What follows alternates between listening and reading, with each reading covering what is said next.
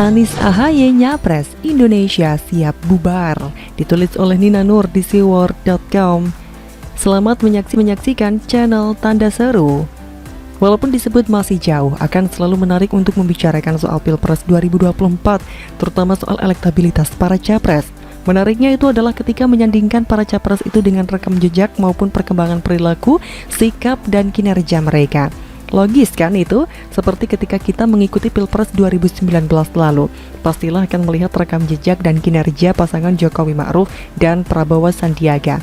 Fokus tulisan ini adalah hasil survei dari lembaga Indo Strategik yang dirilis pada awal bulan ini, khususnya simulasi pasangan Capres-Cawapres. Hasilnya pasangan Anies AHY menempati urutan teratas dengan hasil 20,25%, disusul dengan pasangan Prabowo Puan 14,65% dan Ganjar Ridwan Kamil 8,05%.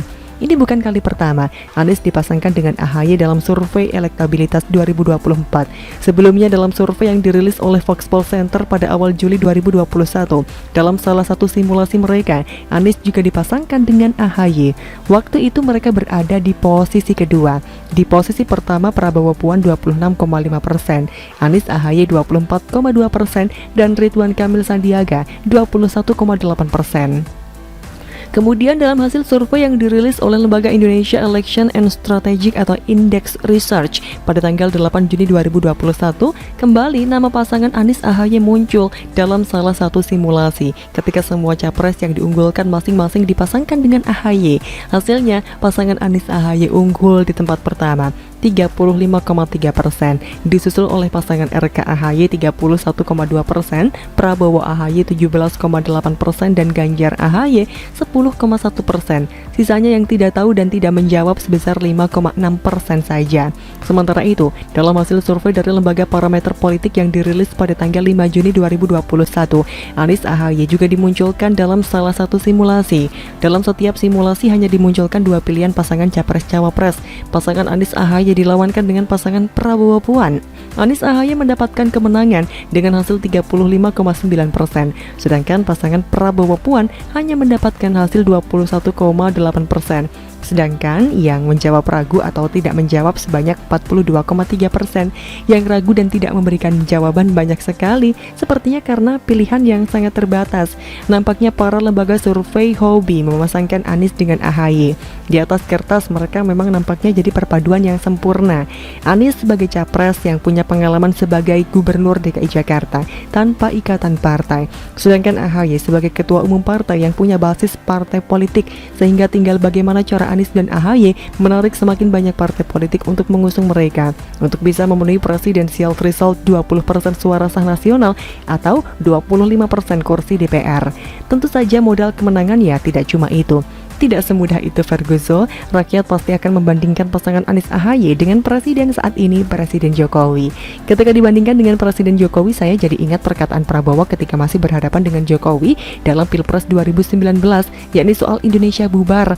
Waktu itu saya termasuk yang menertawakan narasi Indonesia bubar yang dibawakan Prabowo, yang akhirnya ketahuan adalah bagian dari sebuah novel dengan kinerja dan prestasi Presiden Jokowi pada periode pertama. Maka narasi Indonesia bubar jadi mustahil, dan kita sekarang sedang menikmatinya. Kembali ke Anies dan AHY. Anies kita kenal sebagai pejabat publik yang hobi kelebihan bayar. Banyak kejanggalan dalam soal anggaran, belum lagi buang-buang duit rakyat lewat ajang Formula E yang gak jelas juntrungannya. Anies juga tidak suka belusukan, sesuai dengan rekam jejaknya pada tahun 2013. Anies pernah mengkritik kegiatan belusukan Jokowi yang waktu itu masih jadi gubernur DKI Jakarta, yang dia sebut sebagai pencitraan. Ternyata Anies konsisten, dia tidak suka menjenguk rakyatnya, padahal pada masa pandemi ini rakyat sangat membutuhkan perhatian Anies sebagai gubernur, tapi Anies malah lebih suka berkunjung ke kuburan dan kebun binatang. Belum lagi para pendukung Anies yang juga merupakan pendukung politik identitas, termasuk FPI yang dikenal radikal. Anies mana pernah menegur dan memperingatkan jajarannya terkait afiliasi dan dukungan terhadap pandangan radikalis. Ketika ada demo anarkis saja, malah pendemonya yang dijenguk Anies kan. Kalau AHY didukung oleh bapaknya, ex-koruptor, ex-pemakai narkoba, dan penghina lambang negara. AHY tidak punya pengalaman sebagai pejabat publik, terus gimana bisa jadi wakil presiden? Ya bisa aja kalau nasibnya baik, didukung beberapa partai yang mendapatkan suara mayoritas dari rakyat. Semua kemungkinan bisa saja terjadi kan? Jika saat ini AHY memegang jabatan presiden, maka Indonesia akan lockdown, negara bisa bangkrut atau terjerat utang besar yang tidak produktif pemakaiannya. Rakyat kecil akan menderita dan menjerit. Tapi apa AHY akan peduli? Sikapnya selama ini terlihat elitis. Kadar partainya saja masih menyebut Jokowi sebagai tukang mebel. Lalu bertanya, kenapa tukang mebel bisa dipilih jadi presiden? Artinya bagi AHY dan partainya, orang biasa tidak boleh jadi presiden. Padahal orang biasa itu berprestasi, seperti para atlet kita. Ini negara demokrasi atau kerajaannya AHY. Baik Anies maupun AHY sama-sama bisa menyebabkan Indonesia beneran bubar. Tidak lagi bagian dari sebuah novel tapi jadi kenyataan. Jangan dibayangkan mereka bisa membangun infrastruktur seperti Presiden Jokowi.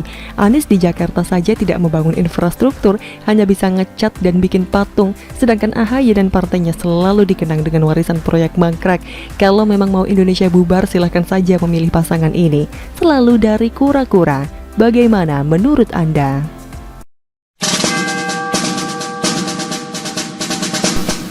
Tok, gugatan AHY ditolak PN Jakarta Pusat terkait KLB Deli Serdang. Drama terus bergulir.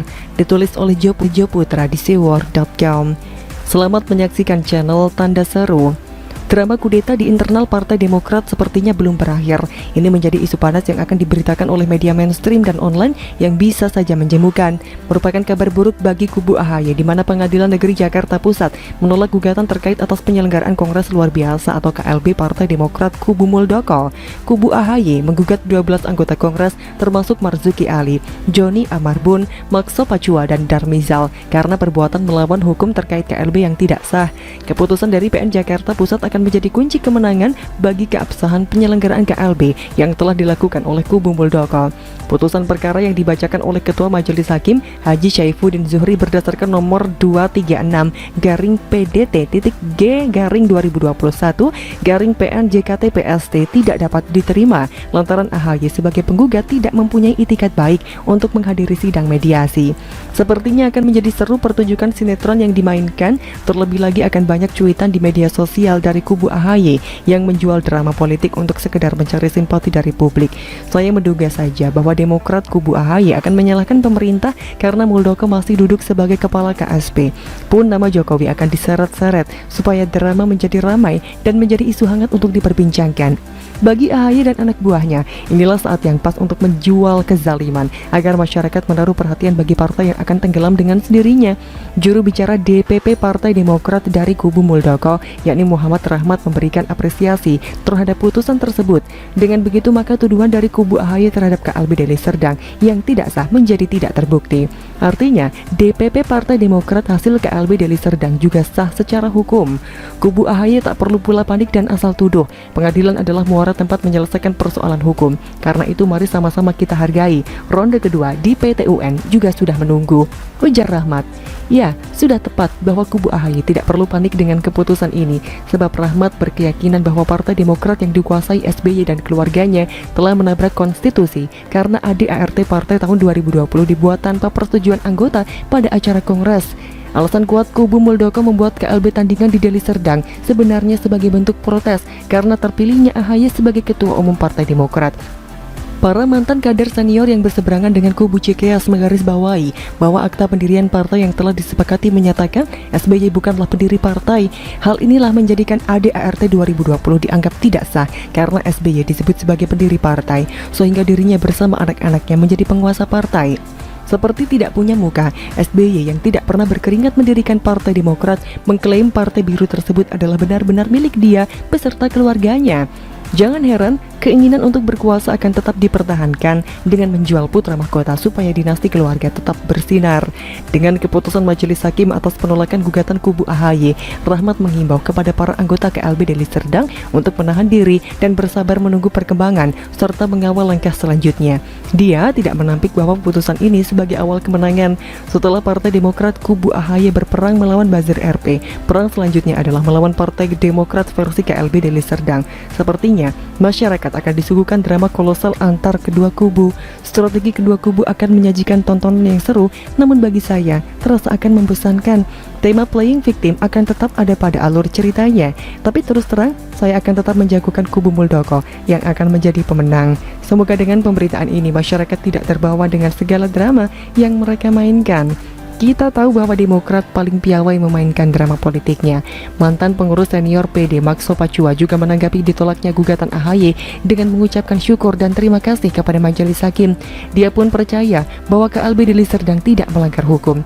Kita lihat bagaimana tanggapan kubu AHY atas keputusan ini. Kedewasaan AHY dalam berpolitik akan diuji dalam kasus ini. Jangan sampai membuat drama seperti sebelumnya bahwa Jokowi ikut campur tangan dalam masalah internal mereka. Adu kekuatan antara mayor dan jenderal untuk menguasai Partai Demokrat akan menjadi laga yang seru. Tapi harus diingat pandemi belum berakhir. Jangan sampai kita mengabaikan himbauan pemerintah untuk tetap waspada terhadap wabah COVID-19. Biarkan Partai Demokrat menyelesaikan masalah internal mereka. Jangan terlalu fokus dalam pusaran drama politik yang akan ditampilkan. Tetap menjaga protokol kesehatan dan melakukan vaksinasi lebih penting untuk membantu pemerintah melawan perang terhadap wabah COVID-19. Demikian kira-kira kata kura-kura. Bagaimana menurut Anda?